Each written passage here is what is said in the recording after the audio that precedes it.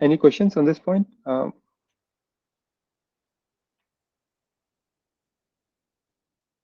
Okay, sounds good.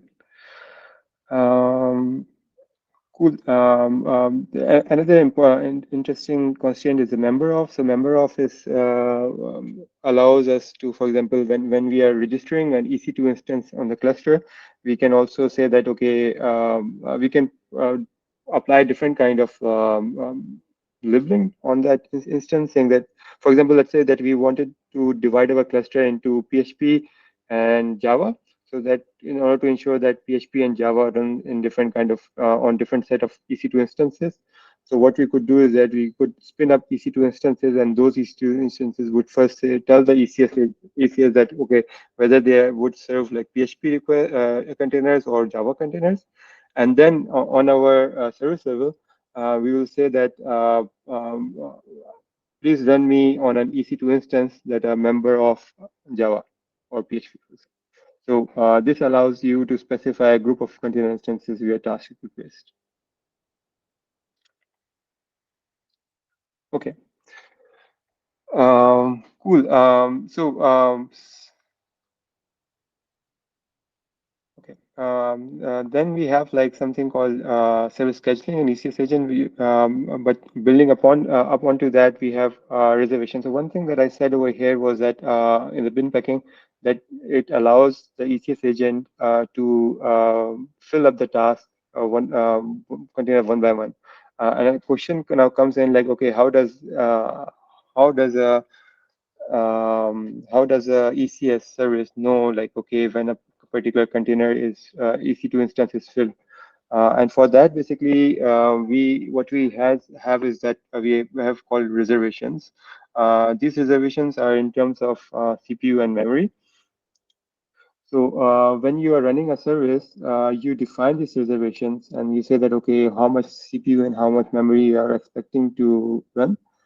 And then are you expecting to use? And then when an ECS scheduler is basically placing this on a particular host, it makes sure that this CPU and this memory is available on that particular host. Does that make sense?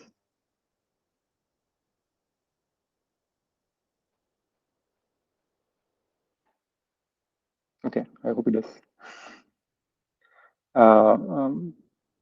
Cool. So scaling service in ECS. So there are essentially three configurations that are essentially there in any kind of scaling behavior. So which is like the minimum. So ECS allows you to define like a minimum of your task. So what should be the minimum running at all the times, and then maximum is like, okay, after this point, do not scale up my service. So this is essentially a safety net, just to make sure that, okay, your service does not basically scale up to the point where basically it destroys your cluster. And then third thing is desired. So desired is the number of replicas that should be running at a given point, any given point. So this is a number that's between minimum and maximum. Okay, cool. Further on, what we have in ECS is the way we do ECS scaling is manual. So users can manually scale the services using the ECS console. Like, okay, you go to the ECS console, you set the desired number of tasks, and then ECS would run that desired number of tasks. So this is called manual scaling. This is useful for things like, okay, testing and load testing and stuff like that. For any reason that you want to basically maybe want to run like a particular set of number of tasks. But typically what we have is autoscaling. So this allows us to scale up and task based upon CloudWatch metrics. So these are the metrics saying that, okay, how much CPU is my service using right now, how much memory is it's using, and then we scale up or down the tasks based upon those metrics.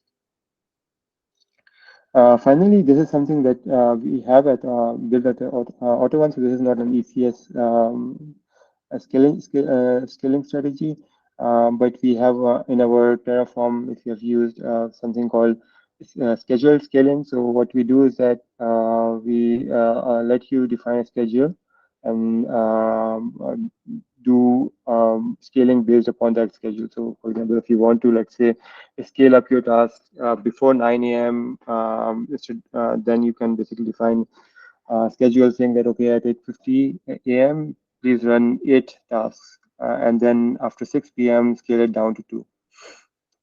So this can work together with auto scaling just to make sure that, okay, before 9 a.m. when the real load will hit, you have already like pre-warmed all of your stuff that you wanted to do.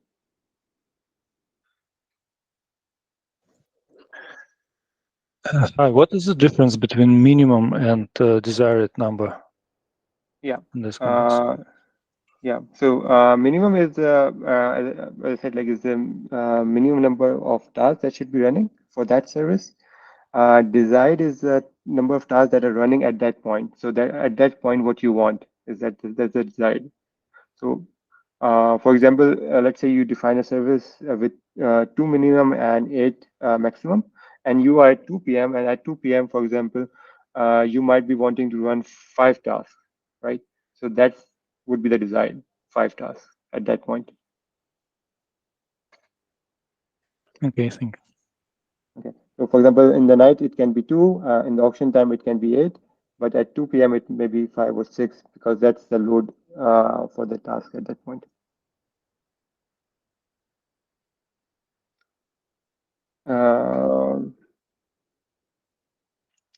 Okay, so understanding CloudWatch metrics for service autoscaling.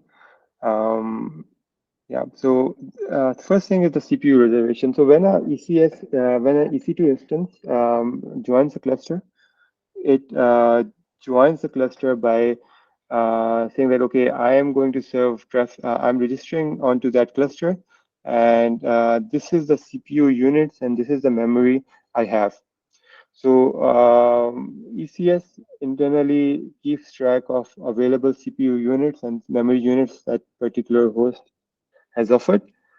And when it's basically placing tasks on them, that host, it's looking at the reservation for that task and then deducting that from the available pool of that host.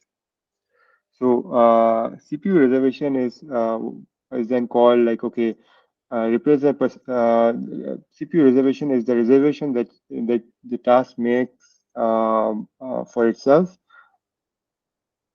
and CPU utilization, on the other hand, is the percentage of the CPU that is used by that service against the reservation. So, for example, if you are reserving 1 core and using just half of it, then your CPU utilization would be reported in CloudWatch as 50%. So this isn't CPU utilization of that host or that cluster. It's just utilization of basically what you have reserved.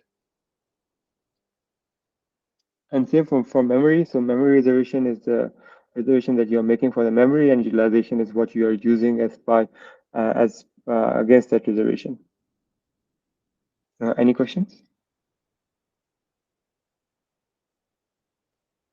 Yeah. Cristiano? Hi.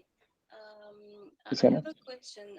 When we check in Grafana, for example, if the container container maximum memory usage is more than 80 or 85, or it's come red, why it is not by default increasing the instances, or is that the expected behavior that when the memory usage for that tasks, the existing task containers to exceed 90 or whatever, or to become red, to scale up automatically? Yeah, that's a very good question. This depends upon a lot of things. So, for example, when we say that, okay, CPU utilization, if it goes above 75%, and you have a CloudWatch, you have a scaling that you also have to define as part of your deployment to scale it up after 80%. then you would be stuck at 75%. So you wouldn't basically be going above, you wouldn't have more tasks running. But memory is something that works a bit different, right? So it doesn't basically go up and down as, I mean, in PHP maybe it does, but for example, things like Java, it doesn't go up and down as user requests. So that scaling up and down might not be the desired behavior for the memory. So that could also explain that, okay, why your containers are not going up and down after basically, even though its memory is at 95%, because it's not defined in the scaling behavior. Thank you. Yeah. Was there any other? Yeah. Can you please go back to the slide before?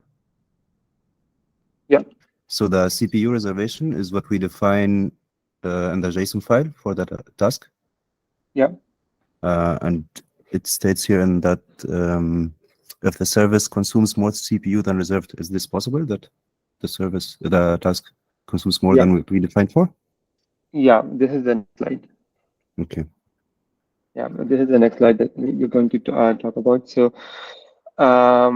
memory reservations and CPU. So reservations now can be done on two levels. So it can be done on the container level. So what we are right now defining in the Terraform at the inside the task definition and on the container level. So but there are also reservations that could be done on the task level.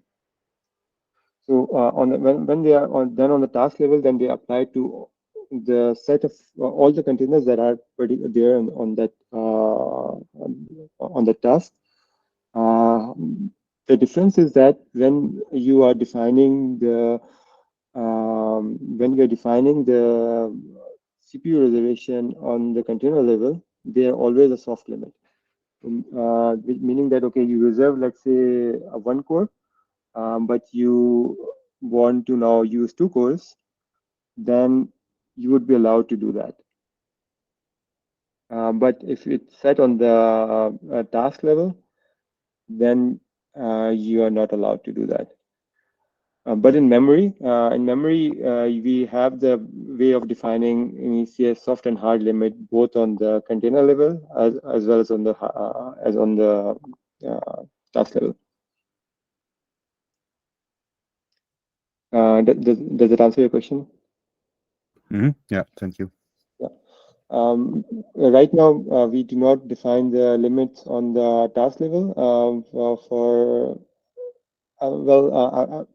probably it will take a lot of time to explain, but our Java services, what they do is that they use a lot of CPU when they are starting up, but not so much after that.